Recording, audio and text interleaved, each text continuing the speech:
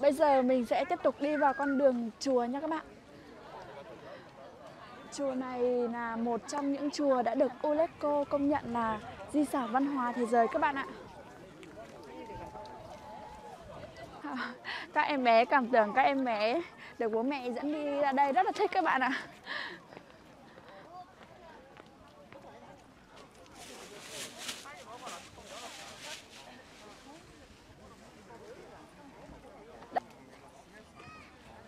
Đây là đến khuôn viên chùa rồi đây các bạn ơi.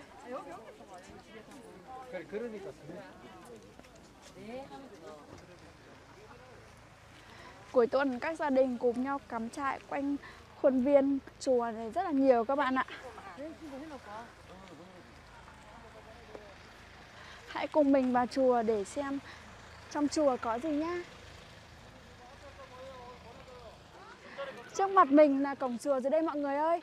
Đây là một di sản văn hóa thế giới, nên là khi nào mọi người muốn vào tham quan ý, thì phải mua vé, phải mất tiền. Các bạn cùng theo mình đi mua vé nhá.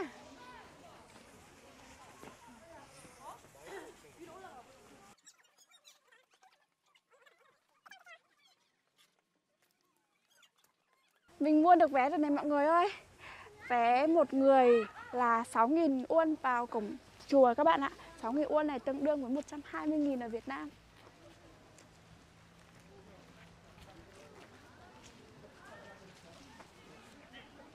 Chuẩn bị.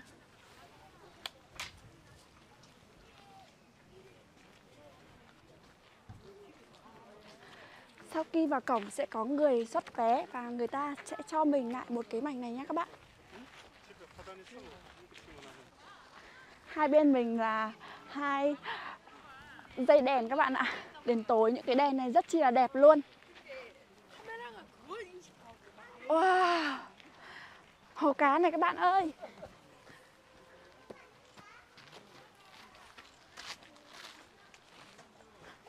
Wow. Hồ cá này mọi người ơi. Đẹp quá.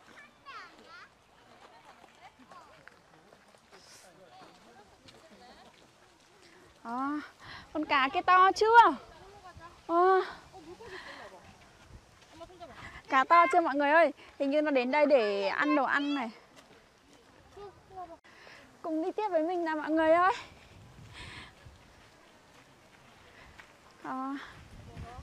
Hai bên con đường là những cây lá phong các bạn ạ. Về mùa thu thì những cây lá phong này sẽ chuyển sang màu đỏ, màu vàng rất là đẹp. Trong phim có lẽ các bạn cũng nhìn thấy rất là nhiều rồi đúng không ạ?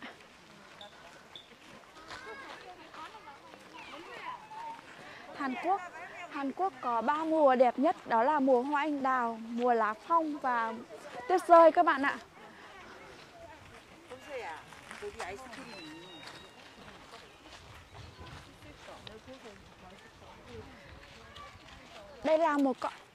Đây là một cây cầu đi vào chùa này các bạn ơi.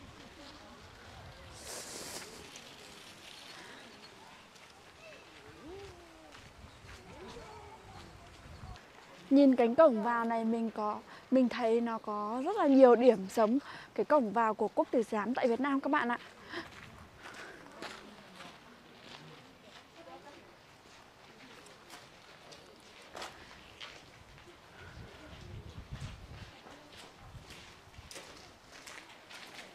Bên trong cổng chùa này thì có những vị La Hán hay là vị Phật gì đó, mình không theo đạo này nên là mình không biết được, nhưng mà những người Hàn người ta vào đây ý, thì người ta thường cúi lạy những cái vị này các bạn ạ.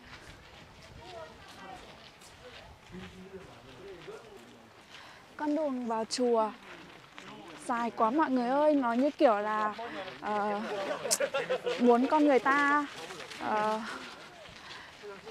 dọn lòng, dọn mình trước khi vào chùa để cho mình có một tâm hồn trong sạch trước khi vào chùa các bạn ạ.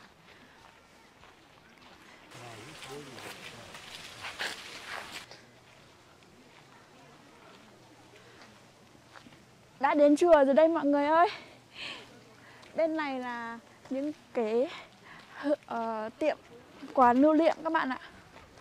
Có rất là nhiều quà lưu niệm. Du khách có thể mua những cái này về làm quà.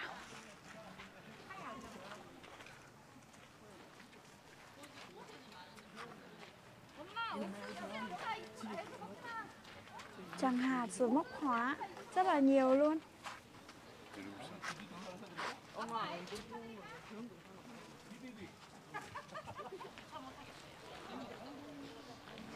Đây là toàn bộ khuôn cảnh chùa phía trước mặt mình. Chùa này có vẻ rất là rộng các bạn ạ. Có 2 đường lên xuống.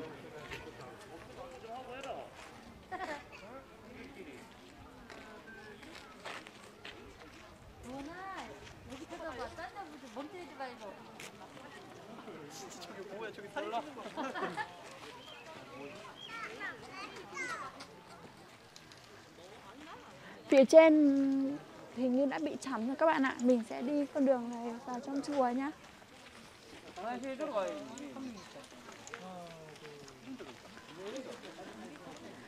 Vào trong đây cảnh vật yên tĩnh, kiểu như là mình được hòa vào với thiên nhiên ấy. Thường thường là chùa sẽ đặt ở một nơi như kiểu là ít người dân này, xong rồi là không ở khu vực trung tâm của thành phố.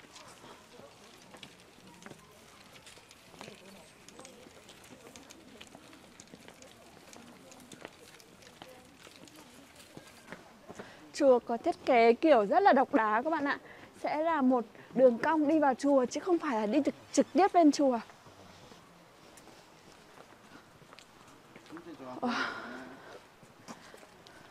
Những viên đá được ghép rất là đẹp.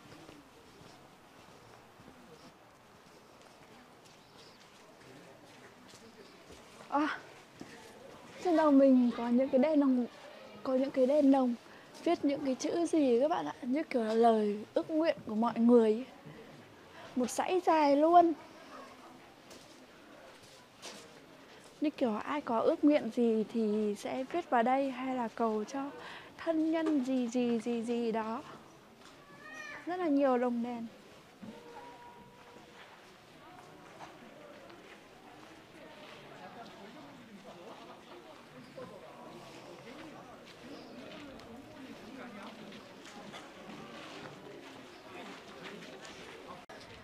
Đây là chính giữa chùa đây rồi mọi người ơi.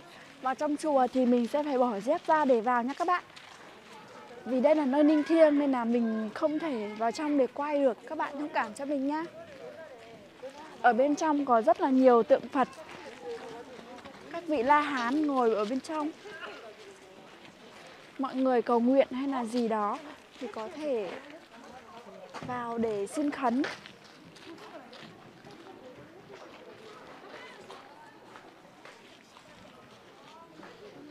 Ở góc này mọi người đang vào để xin khấn này mọi người ơi.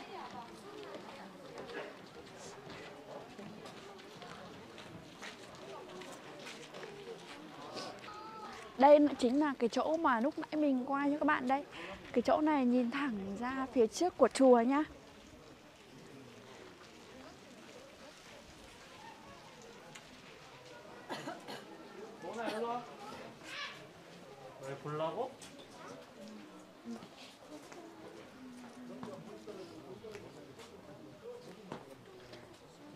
Đây chính là mặt trước của chùa.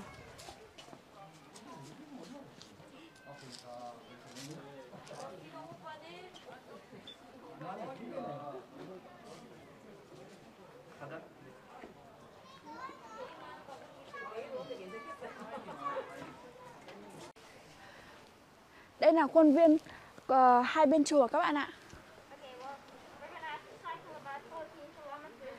Trên này có một ngôi chùa bé bé nhỏ. Hãy cùng mình đến đây xem nó có gì nhá.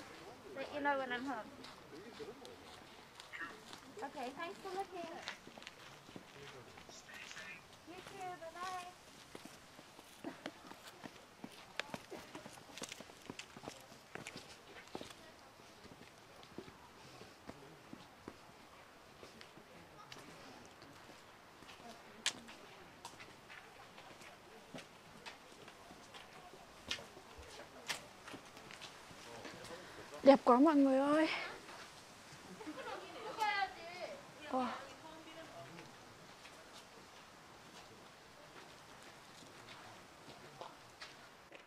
Này mọi người ơi, mọi người có nhìn thấy không? Ở đây có rất là nhiều chòm đá nho nhỏ như thế này này.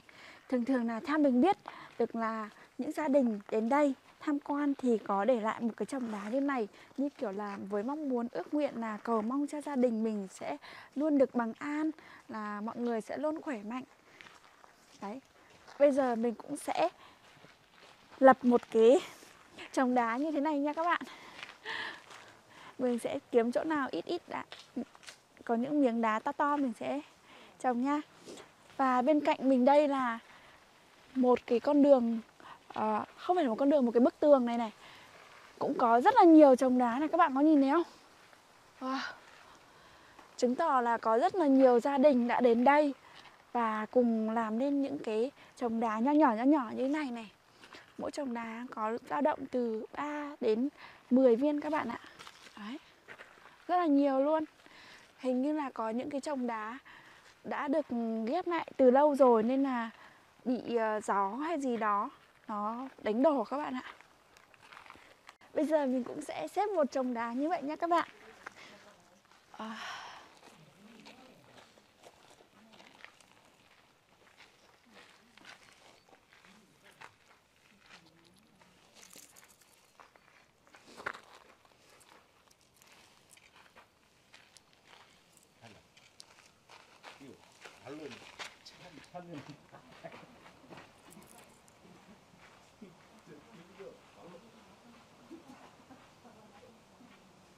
Đây là chòm đá của mình đấy mọi người ơi. Nhỏ bé đơn sơ. Bên tay phải mình đây là một trong những pháp bảo của Hàn Quốc, của chùa Bungkuksa. Nó đã bị Nhật Bản vào năm 1903 đã bị Nhật Bản chiếm đóng, và đến năm 1933 đã quay trở lại được đến Hàn Quốc.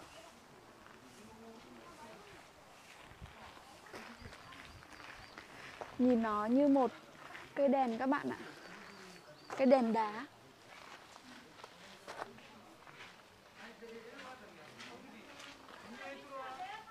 Rộng quá mọi người ơi. Ở bên này lại mở ra một phần mới của chùa này.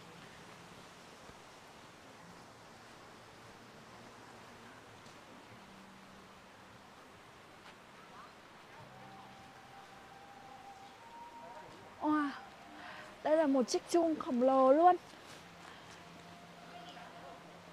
Có cả cái để đẩy đánh chuông luôn các bạn ạ. Nhìn rất là cổ kính. Có lẽ là cái chuông này đã có từ rất lâu đời rồi đây. Wow. Wow, mọi người ơi, chùa này rộng dã man. Mình đi mãi mà vẫn chưa hết. Ra đây lại là một con đường khác. Con đường này hoàn toàn vắng vẻ luôn.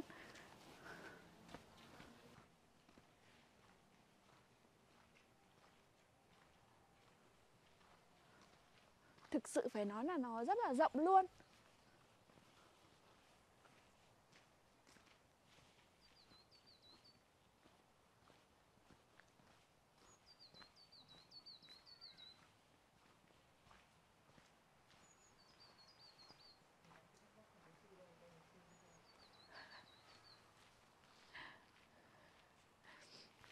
Đi mãi mới nhìn thấy một vị sư các bạn ạ.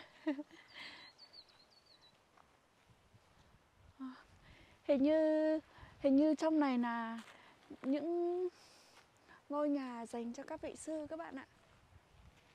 Nhà ở của những thầy tu trông coi tại ngôi chùa này. Khuôn viên đẹp dã man.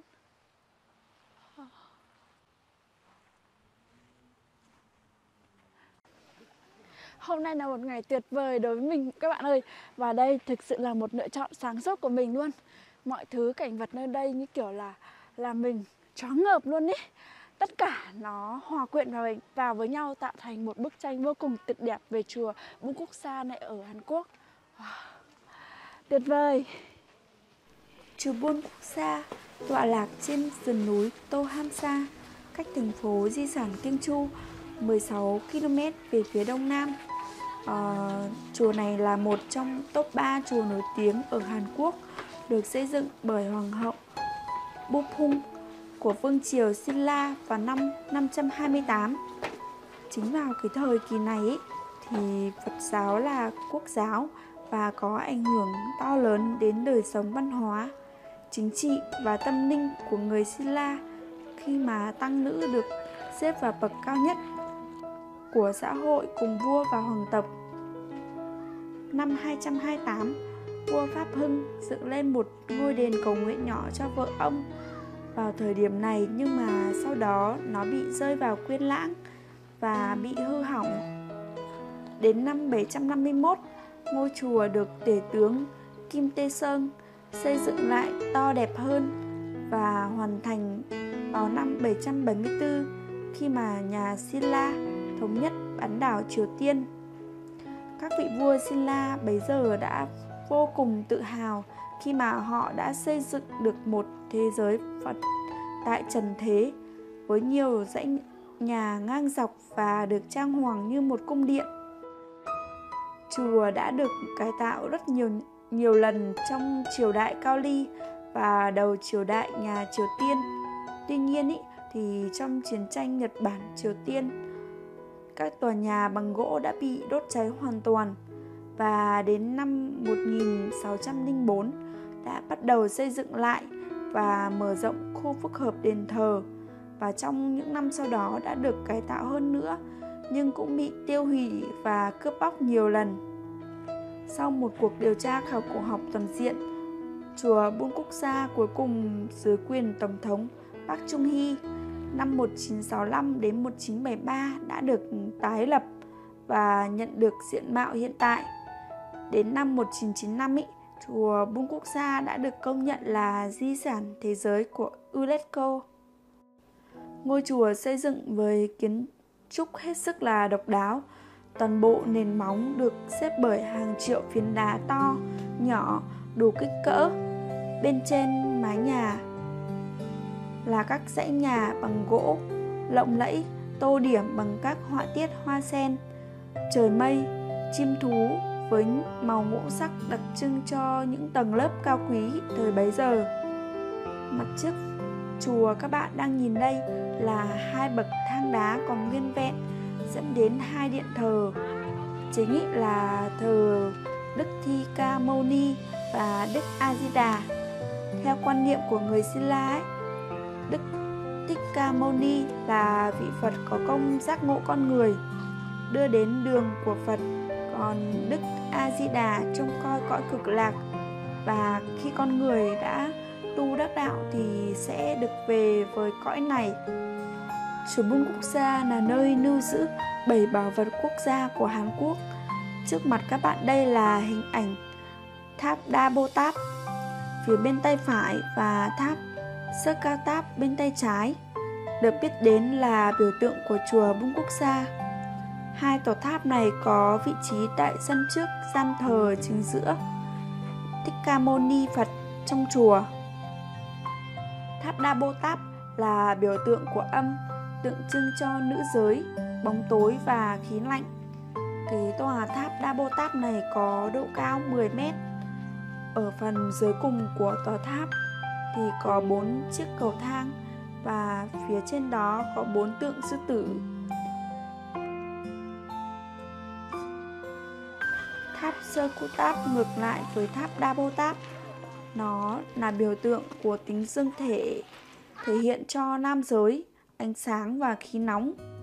Tòa tháp này cao 8,2 mét và được xây dựng dựa trên kỹ thuật truyền thống, cũng giống như tòa tháp được xây dựng dưới thời Silla. Tòa tháp này có 3 tầng.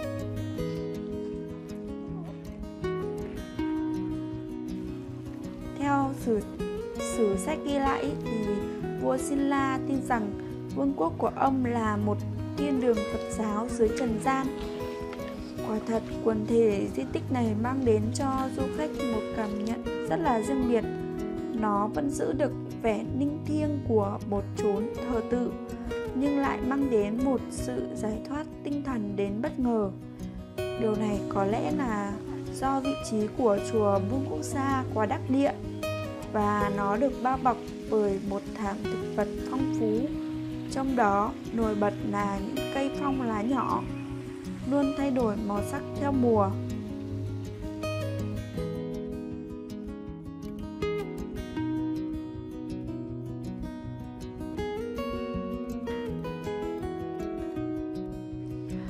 Wow. Bây giờ mình đang đứng trước ngôi chùa rồi đây các bạn ạ. Mình đã đi hết một vòng quanh chùa và thực sự là bây giờ mình đang rất là mỏi chân rồi các bạn ạ. Chùa này rộng dã man luôn ý. Và video của mình đến đây là kết thúc. Hẹn gặp lại các bạn vào video sau nhé. Nếu cảm thấy thích hãy ủng hộ mình bằng cách like và đăng ký video. Annyeong!